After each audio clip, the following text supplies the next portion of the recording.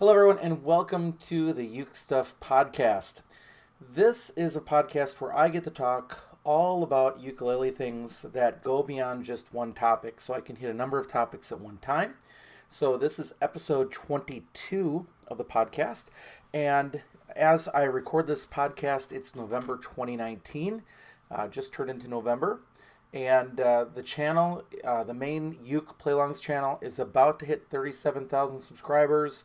The UkeStuff channel on YouTube, where this video is hosted, just recently passed 500 subscribers. So I'm about halfway to just my goal of being able to get to the point where I can monetize that channel. And I'm really glad that all this stuff is happening. So just a wonderful time. Thank you to everybody for subscribing and for listening. And hopefully I'll have some good content for you here today. So let's go through the things. I'm going to entitle this podcast Thoughts After the 2019 Wisconsin Music Educators Association Conference. One of the things that I do is, in addition to being an elementary teacher now, is I continue to go to music conferences, music education conferences, and help other teachers with their craft, with the things that I've learned. And that can be areas of music technology, but even more recently I've added ukulele into the things that I've talked about. And I was sponsored in Wisconsin by Parapole. Parapole is a company that sells pretty much all sorts of music education equipment, especially for elementary and middle school music educators. They don't deal with like brass and woodwind instruments, but if you're talking about Orff instruments and drums and ukuleles and things, they carry all those. So they sponsored both of my sessions, and I was very, very thankful for that. It's been a pleasure to get to know the company. It's a small company, but it's got a long legacy and a huge impact. In fact, as I'm teaching recorders with my students, their recorder is a great recorder. I should have it here in the video. Let me go get it. Okay, I'm back. So what I'm holding is the Parapole. Basically, this is their Halo Angel recorder. And for those of you who can't see it, it's a two-piece black recorder. It eliminates the problems of that third joint and having to turn the third joint if you play it. But it also comes with a neck hanger that splits apart so that a kid can't choke another kid. And they sound good and they play in tune. And Parapole is the only people that, or is the only company that makes these. It's their patent, and they sell many, many, many of these each year. And my students are using these this year. So anyway, that's Parapole. No, they didn't sponsor this podcast, but I just wanted to mention that they had sponsored me. So I appreciate that. That was the first time actually I've given a presentation that's been sponsored by anyone. So that was a great pleasure to experience. Now, with that, I thought I would show you, I did get a new ukulele from Parapole. They are a lunar, I'm saying lunar. They are a Luna distributor, and for a while I've been looking at Ziracote, some people say Ziracote, ukulele, and I bought one of the Luna Ziracotes. Now, Kala had one of these long before Luna did, and I didn't want to buy a Kala Ziracote, so I decided I wanted to go to Luna. Now, as a note and as a warning, if you listen to the Got a Ukulele, if you listen to his videos or whatever, he is not a big fan on Luna as a whole. Luna has changed its identity a little bit. I think, in fact, I know they were originally targeting themselves to be a ukulele company that geared itself towards female players. It was really an intent. It was a female CEO at the time, and that was their mindset. And I think that was actually a something to be applauded. Why not reach out to a specific group of people? It's a great idea. And the designs all reflected that. Now, that doesn't mean that there weren't guys that liked them too, but the intent was to reach out, just like their guitar line. Since then, Luna has branched out in a bunch of ways, and the Ziracote is another one that kind of follows that. So the Parapole is a distributor of Luna, and so I knew that they had the Ziracote, and I asked them to send it. So it's got a really gorgeous stripe. It's not as orangey as the Kala brand, and I haven't played it very much. But what I was saying about Got a Ukulele, incidentally, is that Barry Maz at Got a Ukulele does not think highly of Lunas in general. So it was good to just get a Luna too. And some people that own Lunas love them and they recommend them to others. Other people really put them down. So it's kind of a mixed bag. So I'll be reviewing that one eventually. Not sure when I'll get to it because I'm still working on the Enya Nova. Now, as a little side note, the other thing I'm going to hold up here is a white Enya Nova. And if you are aware, I did an unboxing of a black Enya Nova. So, no, I did not paint it, but what I did was I contacted the company and I asked some questions about durability, and I offered that if they had a model that I could drop intentionally, I asked if you had one that's damaged or flawed or doesn't play right. I don't care if it has strings. I would like to have one of these that literally I can take to school and drop from where the hanger is 7 feet off the floor and drop it onto the ground, drop it a few times onto the terrazzo floor at our school. And I've been in conversation with Enya, and they sent me one of these ukuleles. And I'm trying to figure out where the flaw is, so I'm going to feel a little guilty as I drop this. But it's another Enya Nova. I did not want to drop my own Enya from 7 feet onto basically concrete floors to see if it stood up. So we'll see how it stands up. I'm looking forward to that, but I'm also a little sad. It seems like a perfectly fine instrument to me, and I've been testing it with some heat and some other things, and just that's kind of interesting. So we'll leave it at that. Now, at Wisconsin, there were some really big questions, and I wanted to just address those just in case you're new to the podcast or haven't read any of the ukestuff.info blog, or you haven't caught any of the videos. So the first one is people were asking about the Jawum Smart Tuner. Now, I don't know where mine is at the moment, to be honest with you. I may have left it at my parents' house, because when I went to the Wisconsin convention, I stayed at my parents' house. Actually, my boys, I left with my parents so they could have some grandparent time, and I went to the convention back and forth. So I think I may have left it at my parents' house, or it's just somewhere around here. I can't find it at the moment. But I've done videos on the Jawum Smart Tuners. They're wonderful. I showed them to the audience. And, of course, when you show that device or the other device that came out right before it, the Rode Tuner, and you show people how they work, there's a gasp in the audience because people are like, wait a second, you can have a device that tunes the ukuleles for you? The answer is yes. So that was the number one gasp in the audience, so I wanted to point that out. The second one was the ukefarm.com fonts. Now, I want to do one caveat, which is the Uke Farm company has been taken over by John's son. John died of cancer, I think, about a year ago or so. I believe it was right around Christmas time or so. And John was the guy that developed those fonts. He was the guy that I was interacting with that I said, could you make a color font? And he said, sure, I could do that. And we interacted. I take no credit for making it. I just asked him if it'd be possible, and he did it. John's son is now in charge of the company, and I haven't been able to get in touch with him because if you have a Mac, the most recent version of Mac, Catalina, makes some 32-bit, in fact, all 32-bit operating apps non-functional on your computer. And my version of Quartet for Ukulele does not run anymore on my MacBook. Now, the fonts still work, but the program that you run on your MacBook to find out what the font map is does not work. So I've contacted John's son a couple of times, and I have not heard back, and I've tried through the official contact form on the webpage and through Facebook. You can still buy the font, but the one caveat that I want to give you is that if you buy the font, you may have to install it and just figure out what the keystrokes are yourself. Although some people, like I know Andy Ramos, my friend from Houston, has on our, we have a ukulele play-along Facebook page. He has published a list of the fonts that he uses most, or the keystrokes for the fonts that he uses most frequently. But I hope that Jonathan's son, and his son's name is Jonathan, I hope that John's son, John Baxter's son, will kind of start with some more responses, because either my emails are being blocked or are just not getting a response. So I showed them the Uke Farm fonts, and they were amazed at that. The biggest question was, what finger do you strum with? And again, every Hawaiian teacher that I've seen says it's one finger, it's the pointer finger, and you point to yourself and you point to the floor with a loose wrist, like flicking water off of it, and you're strumming where the neck meets the body. And that's what I teach my students. But I also tell them that if they need to use their thumb, they can, or if they want to use one of the picks that I had made, they can do that. But I do want them to understand that the way that the Hawaiians teach it is the first finger, although you'll see all sorts of different ways of playing even there with those players as well. But that's where you start.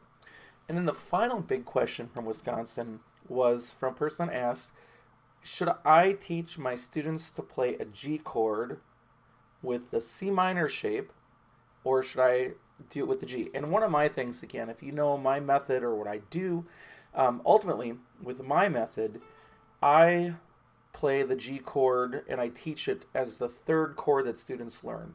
Now, again, I'm teaching it to 5th graders, so they're a little more advanced. They can get it. I think 4th graders could get it. As you go younger, I know that's a big challenge, and I get it. But as I study the number of chords that are used in songs, and the songs that both we make and other people, the first chord that's most commonly used is C, and the next one is G. Now, I totally get teaching F second. I'm okay with that. I know there are teachers that only teach one-finger chords, but there are only so many songs you can play with those. I mean, eventually you run out of songs you can do with just one finger. But you don't run out of songs when you build towards the number of chords as they appear in song. There's always literature. So with that in mind, I teach the G chord second. But the person at the convention asked, should I play it like a G minor 7, basically, like C minor shape, but up 1 fret. So if you're listening to this on the radio, it's barring strings 1, 2, and 3 on the 2nd fret, leaving the 4th string, the one closest to you, open. Then, using the 2nd finger on the 2nd string, 3rd fret, to make the G chord. And they want to know if that should be done. And I just said, I don't know. I just changing chords quickly. That doesn't seem to be a quicker option of changing for me. But again, the only negatives, or the only really don't do this in ukulele, is really don't reach over to D and play with the D chord with your thumb. Although I was just watching Feng Yi, that young phenomenon player, the other day, and he was reaching over to play chords with his thumb. So you know what, he's going to play better than I'm ever going to play, and I don't mean that in a bad way. It just, he is.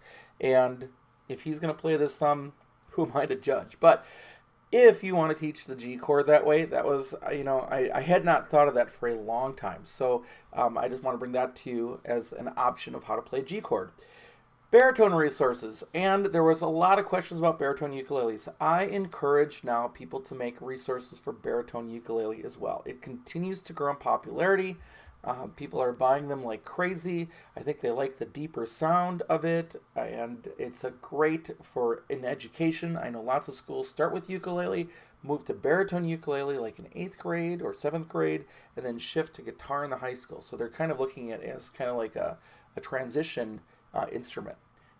That's great, but one of the things you'll find out is that the number of resources for baritone ukulele is much smaller than others. So I was just looking online, and there are baritone resources out there. Not only are there the play-alongs that I've been making for baritone since last summer, so there's more than 100 of them out there, but some other websites you might want to look, not for videos, but just content, baritoneukulele.net, pdfminstrel.wordpress.com has a baritone ukulele part. ukeeducation.org has a lot of baritone chord melody songs.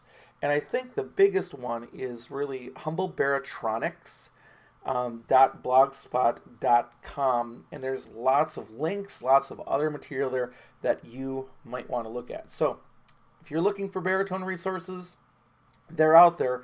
They're not as plentiful as GCEA, soprano concert, or tenor resources, but they're out there. Channel shoutouts. A couple weeks ago, Daniel Hulbert from the Circus and Strings channel did a contest. I don't even know if the contest is closed yet, but he makes these really cool multi-tools that are shaped like a ukulele. So it's something you can carry on your keychain and and it has like a box cutter and a screwdriver and this kind of screwdriver. They're really cool, and he makes those. His channel is really cool. I've been watching it for quite a long time, and I don't even mean recently. I mean, I've been watching it for a couple years, and he makes these really short and informative, but also not judgmental videos. So, for example, he'll introduce a new product, and he doesn't really go into the negatives of it. He just presents the product and lets you know that it's out there. Very positive guy. I've never heard him say actually a negative word about a company or a product at all. He's not that way. Anyway, a couple weeks ago, for no reason at all, he ran this contest, gave away a few of those ukulele tools, multi-tools that he had made, and he asked people to be willing to subscribe to my channel and a couple other channels, and that was really, really kind of his. And I thought, you know what, I need to be going back and letting you know other channels that I follow that you might be interested in too. So, without being a surprise, the number one, not the number one, but the first channel I'd say is right back at Circuits and Strings. So if you're not following Daniel Hulbert at Circuits and Strings, do so. You're going to find a guy that makes his own ukuleles, makes his own tools. There's some other links and some other neat, cool things that he does. But just, I'm fascinated by his work. And lately he's been doing like a lot of like time-lapse work, or like showing a video and speeding up, and his process of building a ukulele.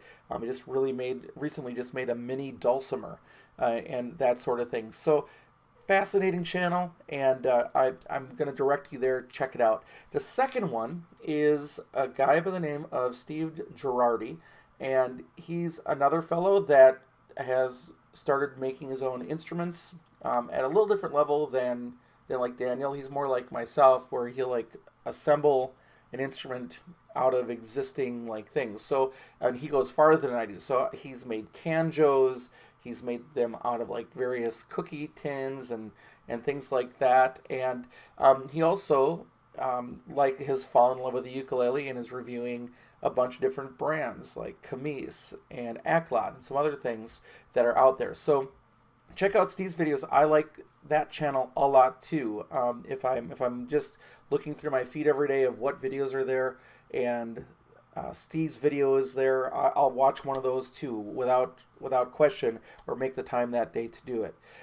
Now, side note altogether, Steve emailed me today. First time I've actually communicated with Steve. I've talked with Daniel a few times via email back and forth.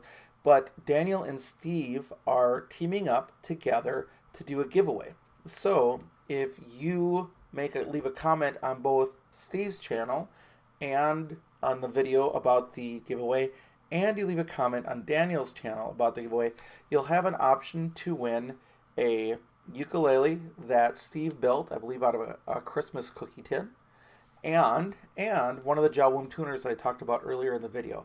So check out the contests that they're going to be offering. I'll try to put links into the video for all the things that I'm talking about here. So if you're looking at the description below, hopefully all the links are there. And if you're listening to this on a podcast sort of distribution platform, I'll try to make sure that the links and so forth are also in the notes of the podcast feed.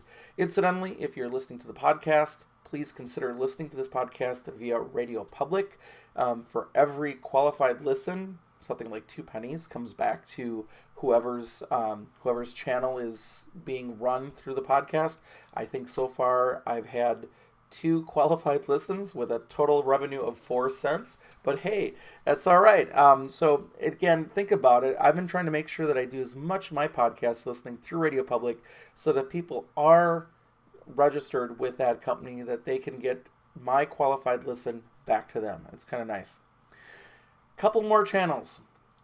Brand new one for you from a long time, well, I don't know if I'd say long time, but one of my colleagues in the world of ukulele play-alongs. And for those of you that are watching the video, I'm wearing my Ukuleleans t-shirt that I bought.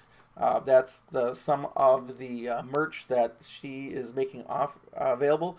Rachel Webley with the Ukuleleans has now started a second channel, just like I have. So again, your main channel can never be monetized because of the play-alongs, and it's also good to have a place where people just go for play-alongs. Then I made this second channel to have all my other content, including tutorials and other things. So Rachel, in the last couple days, has outdone herself. She's introduced this new channel called Ukulele Whales, and she has put out, it seems like, a dozen videos already. I don't know how she's having time to do it because it takes forever to make and edit videos. And I'll be honest with you, what she's putting out is probably better than what I'm doing. So check out what she's doing. Now, the one thing she's definitely doing too is she's actually showing how to play the songs and singing along with it. Sort of in the light of the ukulele teacher, John Atkins, who also does that. I've purposely chosen not to do that because when you do that, and the couple times that I have done that, I get a copyright notification from whoever owns the song that the song's under copyright, so therefore I can't monetize that video. So when you're watching my tutorials, when I'm talking about what chords to play and what to strum, I'm purposely not singing the song or adding that other part so that those videos can remain something that someday can be monetized if people watch them. So that's the one difference. And also, Rachel's doing great stuff with a green screen. I'm currently in our basement of our house, which is the only quiet place that I can go and record these. I was recording in our guest room in the basement, but had some negative feedback about how that looked. So I've moved to the corner of our basement, which has these wonderful red painted walls. So Ukulele Whales, check it out. It's brand new, but I think you'll like what she has to offer there. And then finally, the last channel I would like to bring to you is Rich Davis. Rich Davis had a pretty good channel going. He had a couple thousand subscribers, I think. I can't remember what his number was.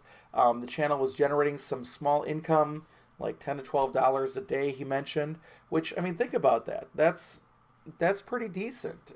In a year, that's like $3,000. That covers, a bunch of ukulele purchases for fun. It could pay for, one trip to Hawaii or something. You never know. I mean, that's the kind of joy. Most people that I know that are making these videos, they would like to earn some income from them, but they're not looking to retire on it. They're not looking to become the next person with 8 billion views. But what they would like is a little trickle of income to help sustain the channel and keep it going. So again, when you see someone, and if you like their channel, hit that subscribe button and then watch their videos every now and then, because that really is helpful. So anyway, Rich had this situation where he got a scam email. It told him that his YouTube credentials or whatever were expiring or whatever it was. He wrote, then said, you have to change your password, click the link. Unfortunately, and here's some technology advice, never click a direct link in an email ever unless it's from someone that you implicitly trust. So go in and retype the email. Use Google search to find the website. Whatever you need to do, don't click on the link, because they can even mask a link to make it look like something else. And Rich went in, thought that he was changing his YouTube password, and basically gave his YouTube password to this, I think he said it was in Russia, and Rich's channel was hacked, and he didn't get it back, and the channel's still not back, and all those videos are basically gone. So Rich is back on YouTube. He is recording on his original channel. He had a couple. And so look for Rich Davis and see if you can find his channel and resubscribe, because I'd love to see him get to the point. I've always enjoyed Rich's content. He's not a music educator. He is a amateur. I think he'd be fine with that term. Amateur, just musician that loves to make music. But what he's going to show you is someone who is loving making music. He's loving just life, and he is so thrilled at things. So like when he opens a package or he's playing ukulele for the first time, it's fascinating to watch. I love those unboxings. I love watching people interact with the instrument the first time. I know there are some people that hate those videos, but I enjoy it. It's almost like, as I've talked about as being a dad, as a kid, I always loved opening the packages. Today, as a father, it's more fun to watch my kids as they open their packages than it is to open packages myself. There's great joy in that. So there's great joy in watching somebody else and their love of music, or their way of helping each other, or Rich's way of giving back. It's just fascinating. So check out Rich Davis's YouTube channel as well. Now, the final thing that I want to talk about today, oh no, there's two more things actually. The next one is an added thing, but yesterday, right before I left school, I have a little bit of downtime before I left school, I just really quick looked on Facebook, and somebody was posting, and I'm not even going to it, on one of the channels about their brand new outdoor ukulele and how awful it was with intonation. So I immediately went home and pulled out all three of my outdoor ukuleles. Now, if you're not watching the video, if you're not watching the video, I should say, I'm holding up a first generation outdoor ukulele that was gifted to me by someone on the internet version of the Ukulele Underground forums, because I had mentioned that I really wanted one, just to collect more than anything else, because I really liked my outdoor ukuleles, and someone very kindly sent me this instrument. And I've reviewed it in the past. I've made a couple other videos with it, so if you're looking on YouTube, you can look those up. But if I look to check tuning, it really does hold its tuning very well. I have Martin M600 strings on it, and the harmonics are right where they're supposed to be, but when I play the notes at the 12th fret, notes can be, in fact, all the notes are pretty sharp. As you go up the neck, it's kind of all over the place, but a lot of ukuleles don't necessarily play so well in tune up the neck. And one of the problems with this first generation is that the frets were so tall that if you press down too hard, you really can. I'm just pressing on the string, and it causes the pitch to wave, which is pretty amazing. They fixed that. I think their next instrument was a tenor, if I remember correctly, while they were still revamping. So right now I'm holding my outdoor ukulele tenor. There is a newer version that's made of polycarbonate, very much like the Enya Nova. And it's not really polycarbonate. Well, it's polycarbonate and carbon fiber is what I meant to say. There's a new version like that. I don't own one of those. It doesn't make sense to me to upgrade just for a black color or for the carbon fiber, because the polycarbonate is strong enough for me. But at the 12th fret, harmonics are just fine. And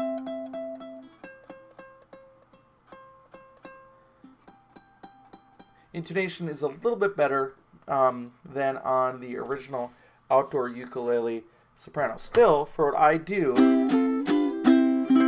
where most of my work is done on the very top part of the ukulele, this is not a problem for me. So I'm not really bothered by the intonation there, and I don't expect a fretted instrument to ever have perfect intonation. Well, here is the one. Now I'm holding in my hands the outdoor ukulele second generation soprano. This is a bottled brown version, and I'll make sure that it's in tune.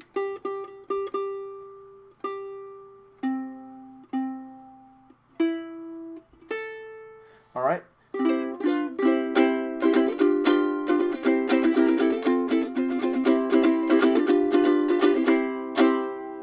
All right, so at the position where I'm normally playing, fine. But at the 12th fret, harmonics are fine, but when I play the notes, they can be a little sharp too. The C in particular, G is right in tune. I have no problems with that. Now, I'm running Martin 600s, they're fluorocarbons, on both sopranos, and my tenor right now is running Ukuleles sugar strings, which are even a little thicker than the Martins. But I don't know. I can't say that the intonation is horrible. I've got other ukuleles that it's much, much, much, much, much, much worse. I'm not too worried about it. So,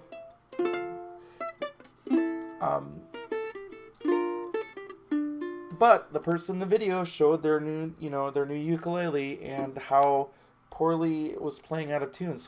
But when something is cast like this, I don't know how it can waver in intonation. It has to be right. I mean, because it's molded. It's not like it's, I don't know. I don't know how to approach that topic, but all I'm going to tell you is that from my experience and the other ukuleles that I played, I like them a lot. Final item. We're right at 31 minutes here or so of the video. This is your public service announcement in North America that it is probably time to humidify your ukulele. So if you're watching this video, I'm showing you that I bought a very inexpensive clasping, almost like shoebox plastic tub Sterilite. I think these were like 99 cents or something at Walmart. There might be a little more with that locking lid.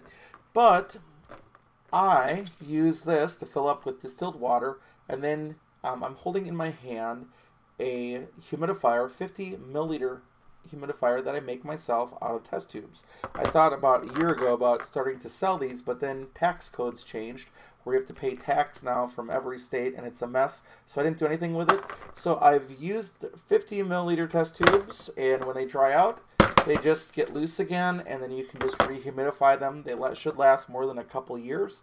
I like using quarter storage vials with twist taps on them. Those work very well.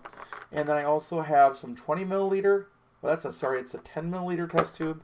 And then I think this is a 5 milliliter test tube if you're looking at the video. But again, use distilled water. Here's my new jug of distilled water, and I need to go and humidify ukuleles.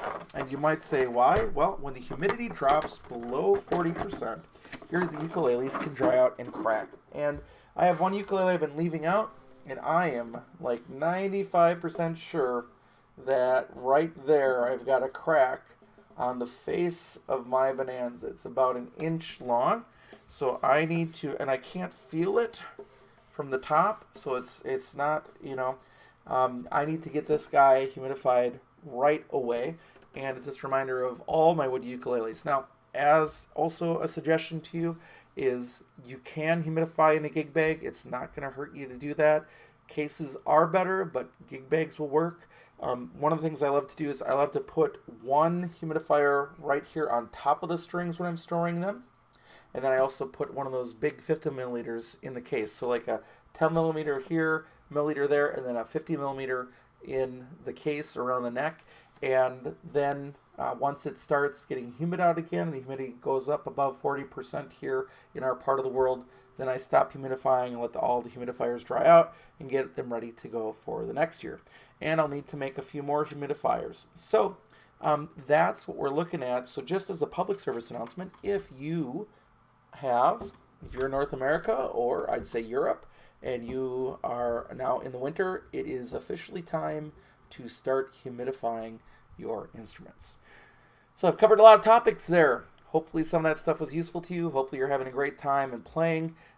Check out later this month. I will be, at some point, my son Luke is very excited to come on another video, and we will do another shopping guide for ukulele players and something for you to look at if you're looking at some gifts for your loved ones or what to ask for yourself for this year. So thanks for watching episode 22. That's a wrap, and we will catch you next time.